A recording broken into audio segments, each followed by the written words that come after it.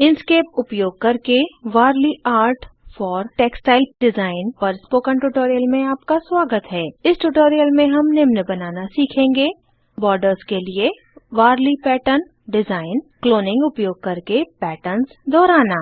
इस ट्यूटोरियल को रिकॉर्ड करने के लिए मैं उपयोग कर रही हूँ Ubuntu Linux 1204 operating system, Inkscape version 091। अब इंक्सकेप खोलते हैं। पहले वारली पैटर्न डिजाइन बनाते हैं। फाइल पर जाएं, डॉक्यूमेंट प्रॉपर्टीज पर क्लिक करें, ओरिएंटेशन को बदलकर लैंडस्केप करें, डायलॉग बॉक्स बंद करें, रेक्टेंगल टूल चुनें, पूरे कैनवास को कवर करते हुए एक आयत बनाएं और इसे नीला रंग करें। एलिप्स टूल पर क्लिक करें, कैनवास के बाहर एक वृत्त बनाएं, फिर सेलेक्टर टूल पर क्लिक करें। टूल कंट्रोल्स बार पर विड्थ और हाइट को बदलकर 15 करें। इसका रंग नारंगी करें।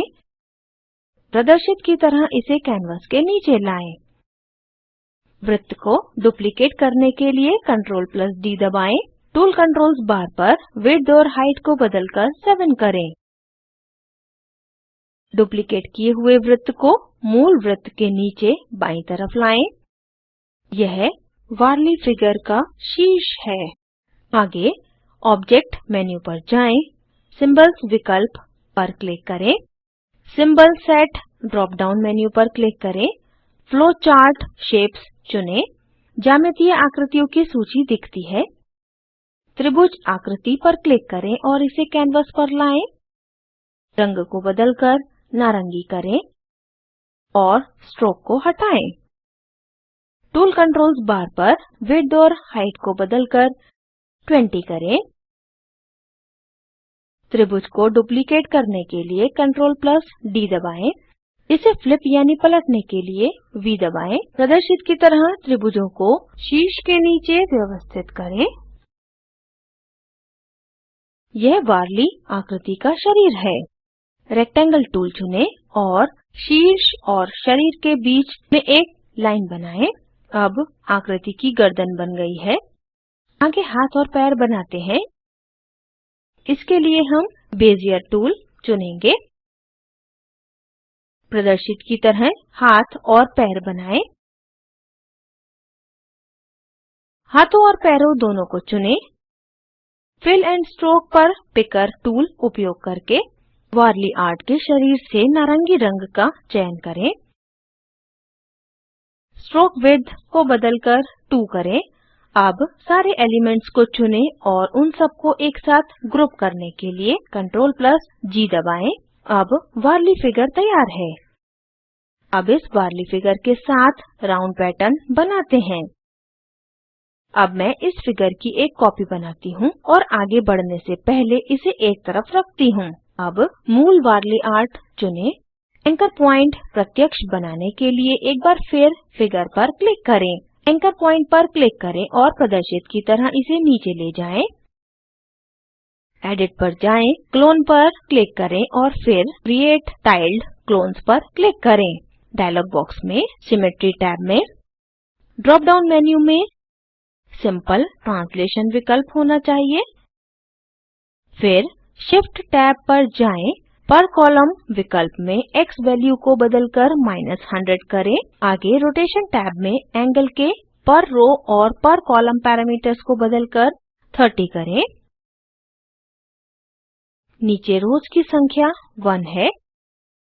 कॉलम्स की संख्या को बदलकर 12 करें। फिर क्रिएट बटन पर क्लिक करें। कैनवास पर बने हुए राउंड पैटर्न को देखें। अब कुछ अन्य विकल्पों की कोशिश करते हैं। रोटेशन टैब में एंगल के पर रो और पर कॉलम पैरामीटर्स को बदलकर 10 करें। क्रिएट पर क्लिक करें। कैनवास पर बने हुए पैटर्न को देखें। इसे पूर्ण राउंड पैटर्न बनाने के लिए रोज की संख्या को 40 करें। क्रिएट पर क्लिक करें। कैनवास पर बदलावों को देखें। इस तरह भिन्न-भिन्न एंगल्स में पैटर्न्स प्राप्त करने के लिए आप रोटेशन पैरामीटर्स बदल सकते हैं। राउंड पैटर्न चुनें और उन सभी को एक साथ ग्रुप करने के लिए Ctrl+G दबाएं। अब हमारे पास कैनवास पर एक सुंदर वार्ली आर्ट है। अब इसी तरह से इसे एक तरफ लाएं। अब कुछ अन्य विकल्पों की कोशिश करते हैं। आगे क्रिएट स्पाइरल्स टूल उपयोग करके कैनवास पर प्रदर्शित की तरह एक काफी बड़ा स्पाइरल बनाते हैं। सेलेक्टर टूल पर क्लिक करें, एक वार्ली फिगर चुनें और इसे इस तरह स्पाइरल के मध्य में रखें। अब टूल कंट्रोल्स बार पर रेज़ टू टॉप विकल्प पर क्लिक करें, फिर स्पाइरल को भी चुनें। एक्सटेंशंस मेन्यू पर क्लिक करें और जनरेट फ्रॉम पाथ विकल्प चुनें। प्रदर्शित सब मेन्यू में स्कैटर चुनें। स्क्रीन पर एक डायलॉग बॉक्स खुलता है। यहाँ follow path orientation check box को चेक करें। स्पेस बिटवीन कॉपीज में 5 प्रविष्ट करें। निश्चित कर लें कि original pattern will be moved पर सेट किया गया हो और duplicate the pattern before deformation भी चेक किया गया हो। अप्लाई बटन पर क्लिक करें और डायलॉग बॉक्स बंद करें। स्पाइरल पाथ को दिखाने के लिए स्पाइरल वार्ली पैटर्न को थोड़ा सा एक तरफ लाएं। अब स्पाइरल पाथ चुनें और इसे डिलीट करें। इस प्रकार इंसकेप में कोई भी एक सुंदर स्पाइरल वार्ली पैटर्न बना सकता है। इसी प्रकार हम बहुत से अन्य सुंदर वार्ली पैटर्न बना सकते हैं। आगे सीखते हैं कि एक बॉर्डर कैसे बनाते हैं। ऑब्जेक्ट मेन्यू पर जाएं और सिंबल्स पर क्लिक करें। त्रिभुज आकृति पर क्लिक करें और इसे कैनवास पर लाएं। टूल कंट्रोल्स बार पर विड्थ और हाइट को बदलकर 30 करें। अब त्रिभुज को कैनवास पर ऊपर बाईं तरफ लाएं। मैं त्रिभुज उपयोग करके एक रो पैटर्न बनाना चाहती हूँ। एडिट पर जाएं, क्लोन पर और फिर क्रिएट टाइल्ड क्लोन्स पर क्लिक करें। पिछली सारी सेटिंग्स यहाँ दिखती हैं। रोटेशन टैब में पर रो और पर कॉलम के एंगल पैरामीटर्स को बदलकर 0 करें। शिफ्ट टैब में पर कॉलम विकल्प में x को बदलकर 0 करें। अंततः यहाँ प्रदर्शित की तरह नीचे कॉलम को 35 करें, फिर क्रिएट बटन पर क्लिक करें। कैनवास पर बने हुए रो पैटर्न को देखें।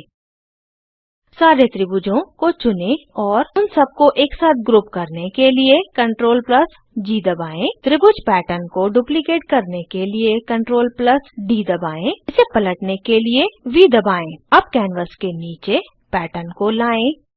हमारा वार्ली पैटर्न अब तैयार है। हम इस पैटर्न को विभिन्न टेक्सटाइल डिजाइन असाइनमेंट्स में बॉर्डर की तरह उपयोग कर सकते हैं। यह कुर्ती पर इस प्रकार दिखता है। हम इसे पिलो कवर डिजाइन की तरह भी उपयोग कर सकते हैं और यह वार्ली आर्ट कपड़े के बैक पर भी बहुत अच्छा लगता है। अतः उसी प्रकार आप वार्ली आर्ट फॉर्म उपयोग करके अनेक टेक्सटाइल पैटर्न्स बना सकते हैं।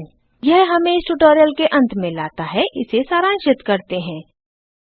इस ट्यूटोरियल में हमने निम्न बनाना सीखा।